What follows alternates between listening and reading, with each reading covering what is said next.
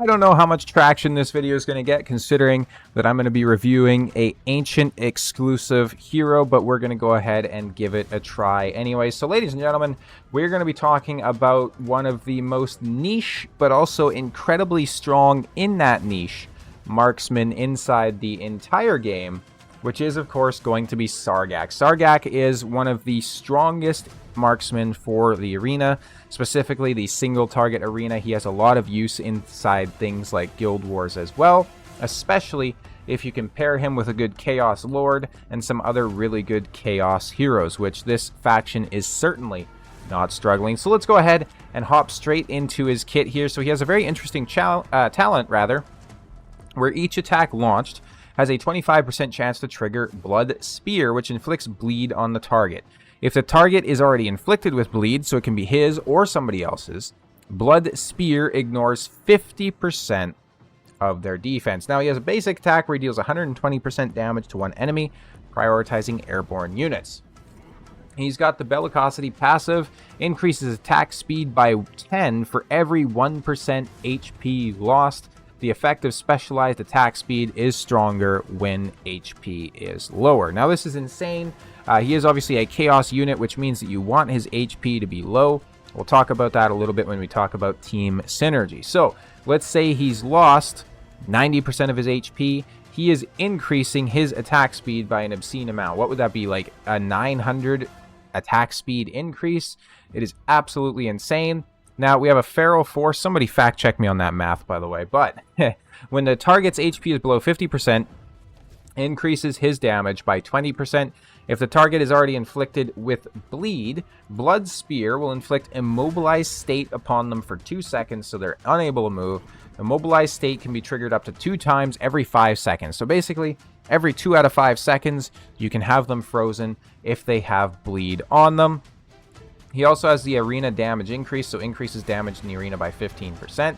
And he has a massive ultimate here as well, which can pop very quick considering it's a 900 cost on the initial of a 700. When triggered, reduces 10% of current HP per second, reduces defense by 30%, and increases attack by 45% rather. Additionally, each basic attack lands 2 consecutive strikes. So this is insane, right? You can already probably start to think about like what sort of sets he's good in and all those sorts of things. We're going to go ahead and take a look at his awakenings real quick first. So A1, which I do have, during the effect of Bloodshed Fury, if the hero's HP is below 50%, additionally increases attack by 10% and reduces defense by 10%. So he's definitely not a tanky unit, right? You're not going to be depending on him for that. Attack plus 300 on the A2. And Blood Spear deals 50% increased damage to elites and bosses. A4, a little bit of crit rate, and A5, when any unit, including allies and enemies in range, dies, increases attack by 1%. Attack will be increased by an extra 1% if the unit is killed by the hero. The increase is capped at 20%. So this reads quite long, right? But what it means is if anybody dies, right, in his range, enemy or ally, so simply just killing enemies, is going to increase his attack over time by up to 20% post-deployment, which is pretty crazy. Now, let's go ahead and take a look at his gear here. So, obviously, I have him built inside Infernal Roar. I do think that's going to be the best in-slot set. You can also obviously run him inside Soulbound Arcana if you're going into longer fights. But I think Infernal Roar is the way to go because every attack he does is a basic attack minus the Blood Spear, which is very, very rare, right? All things considered, comparatively to how often he's going to be basic attacking. You'd also run him inside Cataclysm. You could run him inside Morale if you're wanting to boost the damage of somebody else on your team. Though I don't think Morale is necessarily, you know, a set that you'd want to run him in. You definitely do want some more DPS dealing options. In terms of the stats, we have 16,000, almost 17,000 attack, 327 on the attack speed, 106, and then almost 300% on the crit damage there. I'll show you the gear here real quick. So we're certainly not min-maxed. It'd be nice to have like a flat attack or something like that on there. Again, we're not min-maxed here. This is some very, very good gear. I certainly won't, you know, try to deny that. So I'm doing kind of like an end game showcase. I always say this though, my account is like, you know, 95% free to play.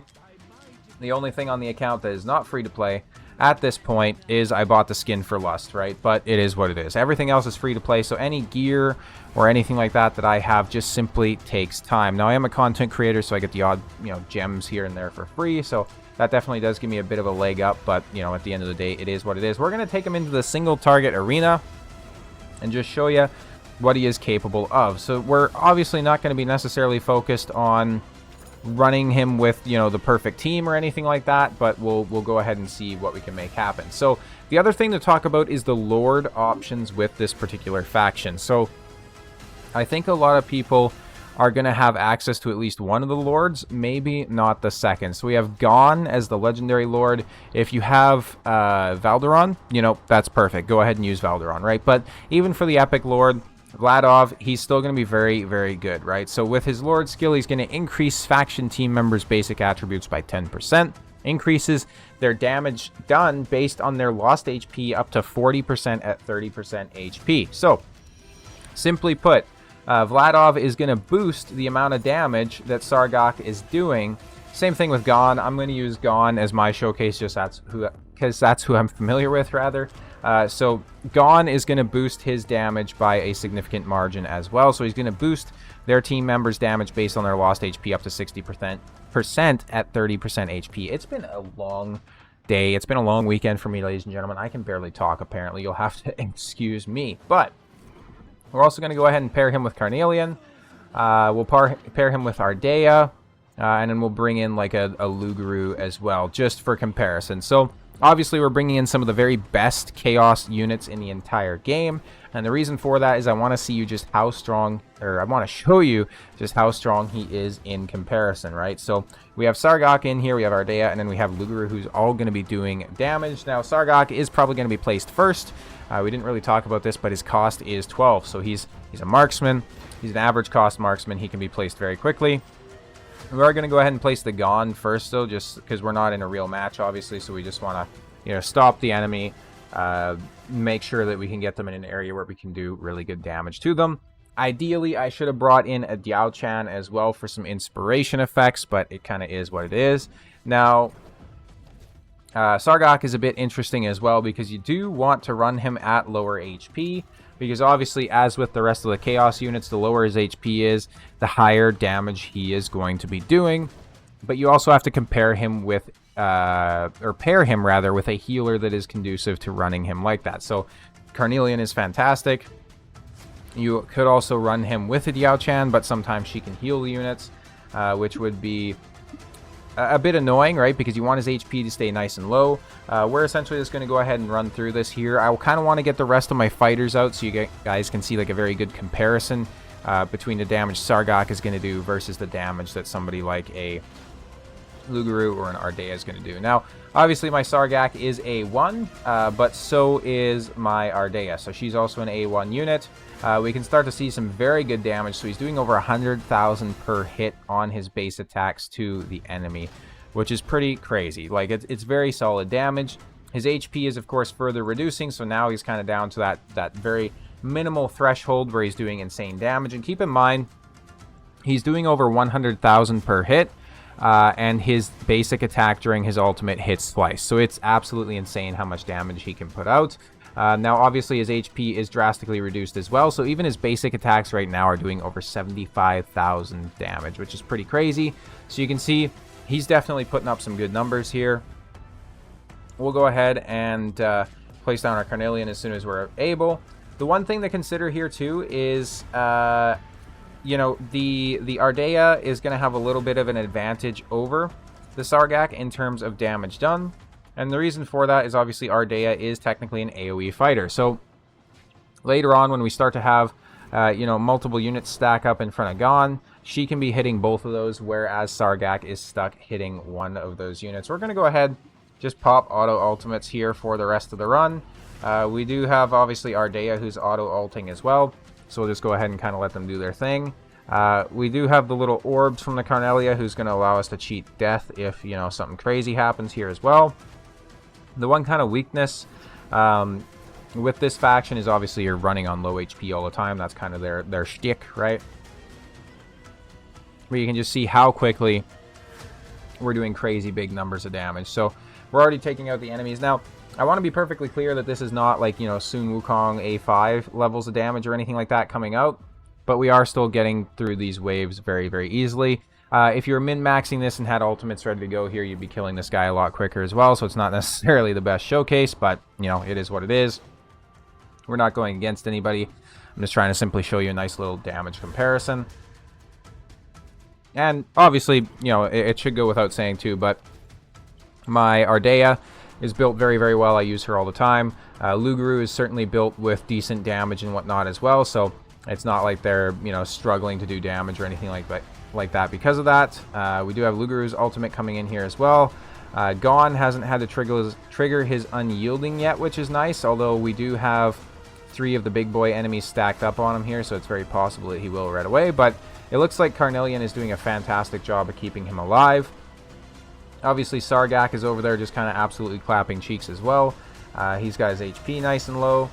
He is healing up here and there, which is unfortunate, but, you know, he drops his HP down nicely again, so he can essentially just keep doing some big numbers in terms of the damage. We'll also probably go ahead and run him inside the Guild Boss 1 as well, so you guys can get an idea of how his damage is there.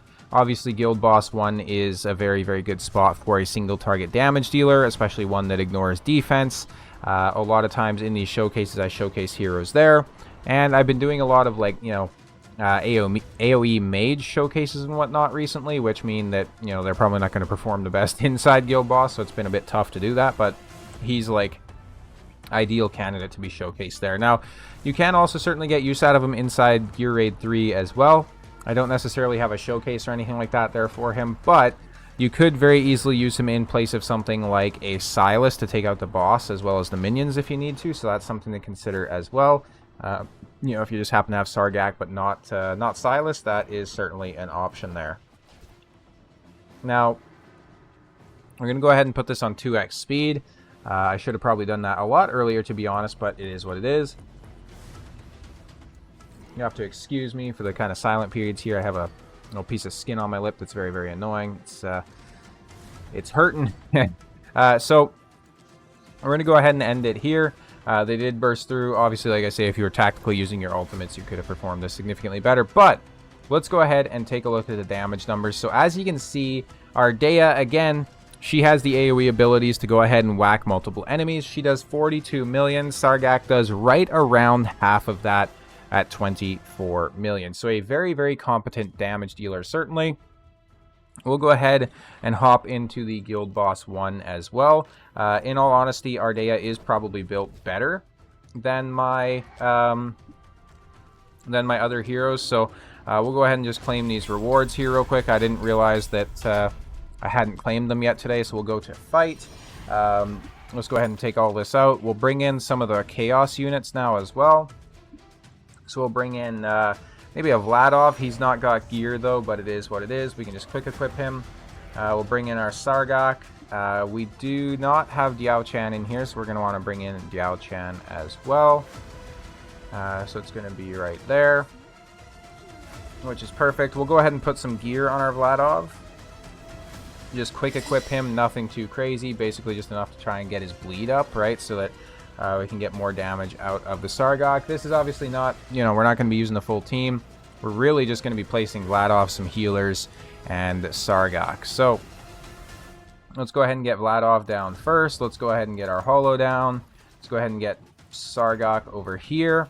Now, he is going to be significantly neutered in this team, so to speak, considering that obviously Holo's going to keep him nice and topped up, so he's not going to get the damage bonus for dropping down in HP.